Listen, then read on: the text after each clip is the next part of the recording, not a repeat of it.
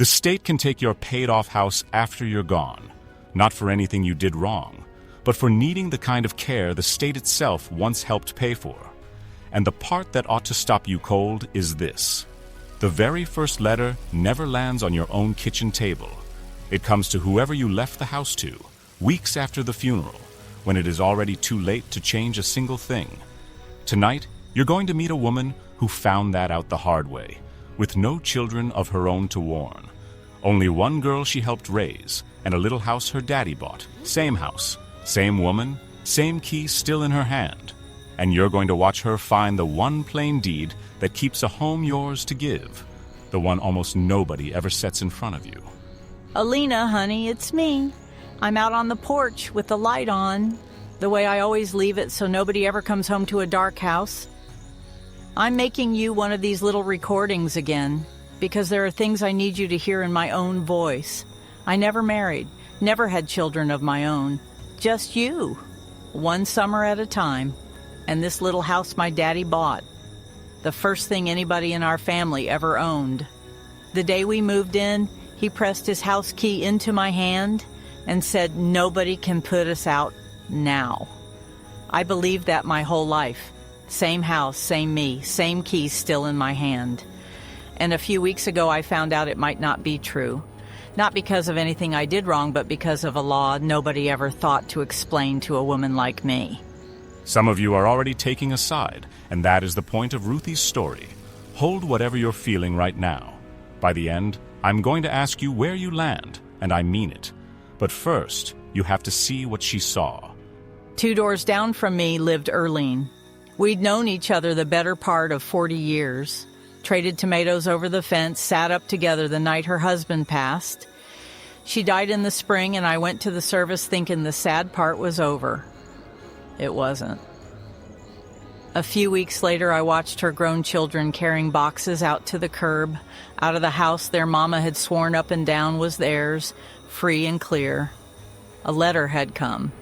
Not to Erlene, to them.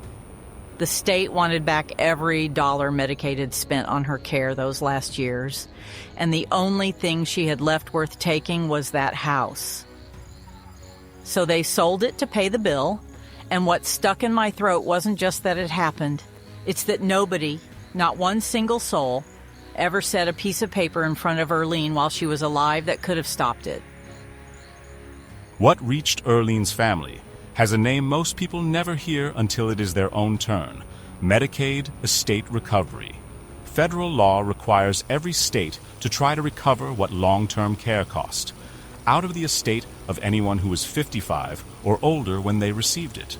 And the quiet cruelty is this, and I do mean quiet.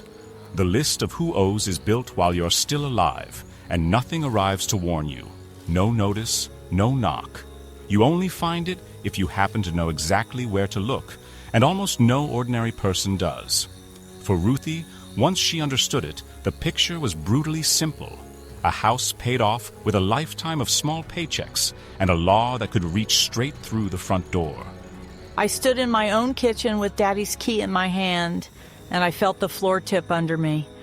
Everything I had kept in order my whole life, every bill paid early, every paper filed and labeled, and none of it counted for anything against this.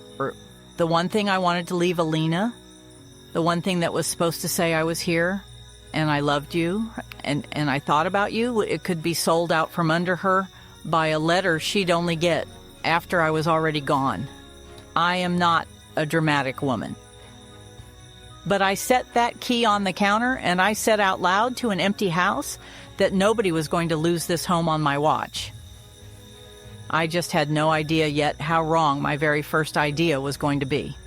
The fix almost everyone reaches for first is the one Ruthie reached for too. Throw the house into a trust, or just sign it straight over to the girl now and be done with it. She got as far as the front door of a free legal aid clinic, sure she had already solved it. She had a folder ready, tabs and all, because that is how Ruthie handles being afraid. She organizes it into a list. What the attorney told her instead stopped her cold. Because for a woman Ruthie's age, the obvious move would have been the single worst piece of paper she could possibly sign. And this is the part that surprises people most. I see this every single week, and I hated being the one to tell her. Ruthie sat down across from me and said she wanted to put the house into an irrevocable trust, or just deed it to her niece that very afternoon. And I had to stop her. For someone your age, I said, that is the move most likely to backfire on you. Medicaid looks back 5 full years at everything you have given away. Deed this house now, and if you need care inside that 5-year window, you have bought yourself a penalty. A stretch of months you would have to pay for entirely out of your own pocket, at the exact moment you can least afford it. And an irrevocable trust does precisely what the word promises: irrevocable. You would be handing away control of your own home in order to save it. That is not protection. That is trading one trap for a different one. I felt about 2 inches tall. Me, the woman half the street brought their paperwork to, and I had very nearly walked the both of us straight into a penalty. Then Carla did the arithmetic out loud, and that is the part that still turns my stomach to remember. If I ever did need real nursing care, the bill the state could come back and claim wasn't a few $1,000s. Care like that runs somewhere north of $90,000 a year. And 2 years of it, maybe 3. And the number they'd come collecting climbed right past what my daddy paid for this whole house. The land, the walls, the roof, all of it. I picked his key up off that clinic table, and then I set it right back down because for the first time in my life I couldn't quite look at it. There is a small mercy buried inside Ruthie's worst moment, and I want you to hold on to it, because most people never hear it. Unlike that trust with its 5-year clock ticking against you, the paper that actually saves a house still works even the week you finally sit down and face it. Late is not too late, but Ruthie didn't know that yet. Sitting in that clinic, all she knew was that the obvious fix was gone. The recovery bill was terribly real, and for the first time in her careful, orderly life, the tools she had always trusted had failed her completely. That is the cliff she was standing on. It's a lonely place, that cliff. The exact moment the most capable person in the room learns that being capable was never the same thing as being safe. I drove home that evening and I didn't turn on the radio. I just kept seeing Earlene's kids and those boxes on the curb and thinking about Alina and about how close I had come to making the whole thing worse by trying to fix it fast. I left the porch light on like always. And I sat there in the car in my own driveway a long while. So let me ask you the same thing I asked myself that night. Honestly, one careful person to another. If you were the one who had always kept everybody else's affairs in order and you had just learned the system had a trap set for exactly you, what would you have done next? The trust everyone pushes would have been the worst paper Ruthie could sign. But there was a quieter deed, one most people in her own state have never even heard of, and one that does the exact opposite of what she feared. It doesn't ask you to give anything away. It doesn't start any 5-year clock. And it turns out the reason so few people know about it isn't that it's a secret. It's that almost nobody profits from telling you. So let me walk you through what Carla put in front of Ruthie next, because once you see how it actually works, you'll understand why she sat up a little straighter in that hard clinic chair. It is the kind of thing that, once somebody finally says it to you plainly, you cannot believe you were never told. What I offered her instead is called an enhanced life estate deed. Most folks who have heard of it call it a ladybird deed. Here is what makes it different. You keep complete control of your home for the rest of your life. You can live in it, sell it, borrow against it, change your mind entirely, and nobody can stop you. Because you never gave it away, there is no completed gift, so it doesn't trip the 5-year look back at all. You could sign it today and apply for Medicaid tomorrow if you had to. And the moment you pass, the house goes directly to the person you named. In Ruthie's case, Alina, outside of probate. In a probate-only recovery state like Texas, A home that never enters probate is a home the recovery program cannot reach. And because it passes at death, your heir gets a step up in basis. The tax clock resets, so she isn't buried in a capital gains bill if she ever sells. Carla said on paper it is an enhanced life estate deed. And I told her, well, I've got a plainer name for it. It's the Porch-Light deed, because that is all it really does. It keeps the light on for whoever comes after you, and it puts the door already in their hand. When we recorded it down at the county office, I laid Daddy's key right on top of that deed while the clerk stamped it, and something in my chest finally came loose. Carla put it to me a way that has stayed with me ever since. She said the ordinary way you leave the key under the mat and hope the right person reaches the door first.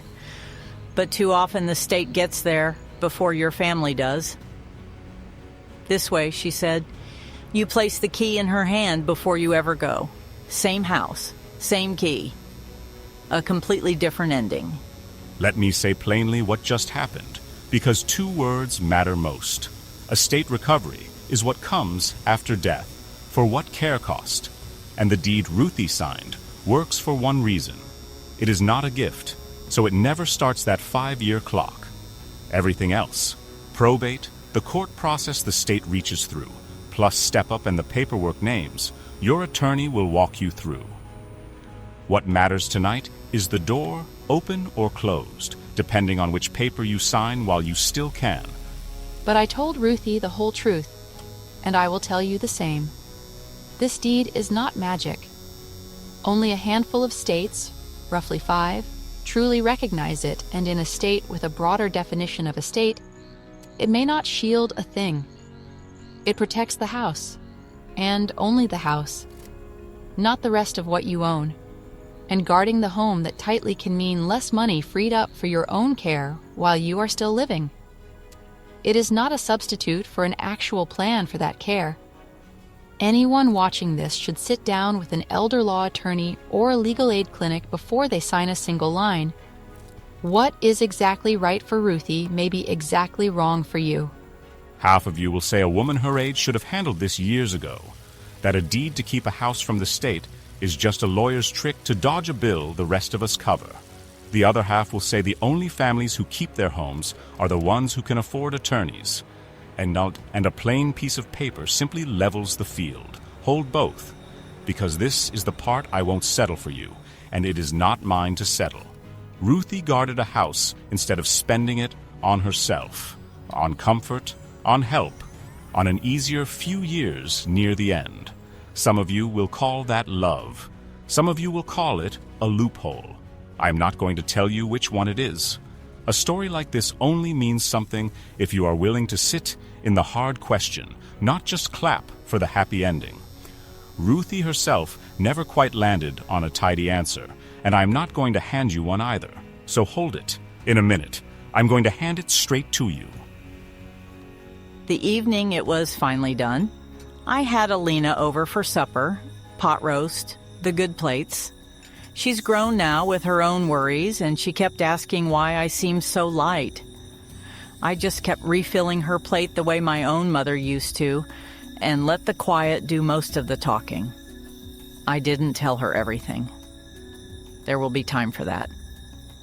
But I sat there looking at her across my daddy's table in my daddy's house, and I thought about all the years I had spent keeping everyone else's affairs in order, while quietly dreading the empty rooms after they all went home. And for once, I wasn't dreading a thing. I had done the one thing that mattered most, and I had done it right on paper, in the one place where no letter could ever undo it. Watch what she does next, because the entire story folds down into a single gesture.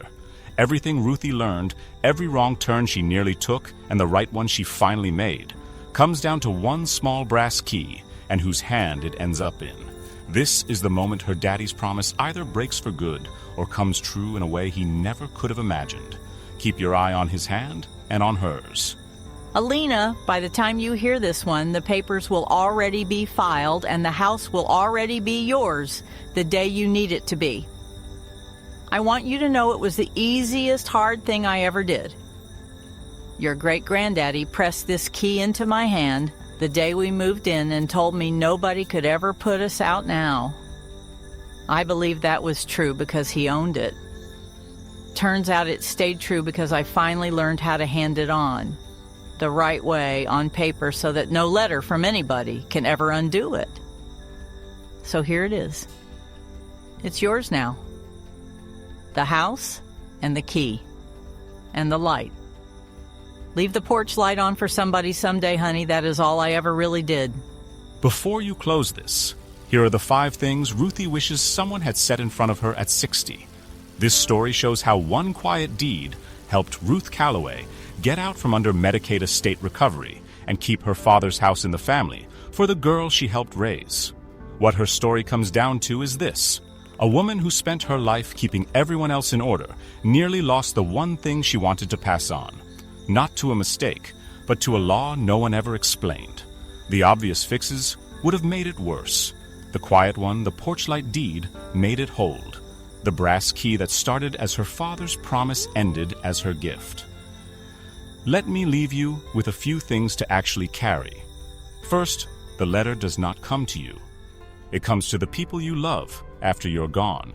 So the time to act is while you're still the one holding the key. Second, the fix everyone names first, a trust or signing the house over now, is often the very one that backfires. Third, the tool that saved Ruthie's home worked precisely because it gave nothing away and kept her in control. Fourth, being the competent one, the keeper, is not the same as being protected. Order on the surface is not order on paper. Now 5 plain steps, if this is you. First, find a free or low-cost elder law clinic or legal aid office. They exist, and you do not have to be wealthy to sit with one. Second, ask 2 exact questions. Is my state a probate-only recovery state, and does it recognize an enhanced life estate deed? Third, if it does, ask whether that deed fits your home before you sign anything. Fourth, and this is for most of you, because only a few states offer Ruthie's exact deed. Ask about a transfer on death or beneficiary deed, not the give-it-away trust Carla warned about. But you can also ask whether a protective trust, set up with an elder law attorney, fits your case. And ask the harder question: does your state's recovery stop at probate or reach past it? Because that is what decides whether any of these papers shields the house at all. Fifth, do it early and know that unlike a trust with its 5-year clock, the deed that saves a home still works the very week you finally sit down to face it. Even care that runs past $90,000 a year does not have to end with your family carrying boxes to the curb, but only if the paper is signed while you are still here to sign it. This is the story of one ordinary person who figured out their situation. This is not personal advice and not a guarantee. Medicaid and Medicare rules are complex and depend on your income, assets, household, health, your state, and possible changes in law. What worked here will not work for everyone. Always check with your state Medicaid office or a SHIP counselor before making any decisions. Don't risk your family's future relying solely on someone else's experience. If you've spent your life working hard and taking care of other people, and nobody ever walked you through this, drop "I'm in the comments. I read them, and I try to answer as many as I can. She had no children of her own, just one girl she helped raise and the house her daddy bought. And she kept it out of the state's reach and left it to her. So tell me honestly, is that smart stewardship or just a paperwork move to dodge a bill the rest of us end up covering? And where do you land?